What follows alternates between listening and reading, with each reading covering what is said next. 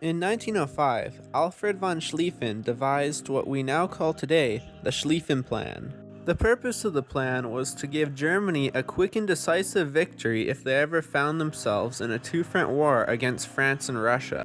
Being encircled was a reasonable fear that Germany had, as a few years prior to the creation of the Schlieffen Plan, France and Russia had signed a strategic military alliance that threatened Germany. The overall idea of the Schlieffen Plan was to quickly knock out France and then turn around and knock out Russia because the Germans assumed that Russia would be slow to mobilize. One part of the German army would guard the Russian border to make sure that they couldn't push too far. Another part would stand by the Maginot Line on the French border to essentially just distract the French. The most important part, though, would be the third part of the German army, which would go and march through neutral Belgium and encircle the French. This massive encirclement could hopefully capitulate France so that the whole German army could turn its focus towards Russia.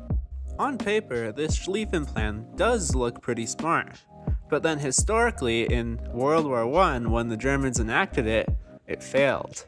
But why did the Schlieffen Plan fail? Well, the first problem came when the Russians had finished mobilizing much sooner than the Germans had anticipated in the Schlieffen Plan. A large part of the German forces that were originally meant to go to France had to be diverted to the defense of the Eastern Front because of this. Another problem came when the Germans invaded Belgium. The British were the guaranteers of Belgian neutrality, so invading Belgium actually brought Britain into the war. Now, the British would have likely still joined the war anyways because they were French allies. However, invading Belgium brought the British into the war much sooner than they might have joined if the Germans had not invaded Belgium. One of the biggest problems came from the actual invasion of Belgium, though.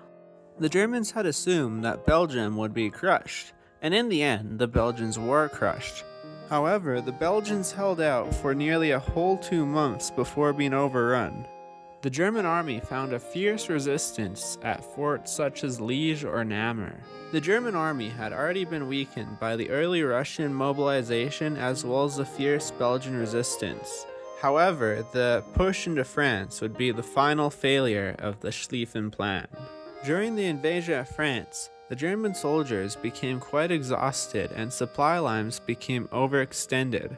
After a Franco-British counterattack in the First Battle of the Marne, the German army was forced to retreat, ultimately ending the Schlieffen Plan.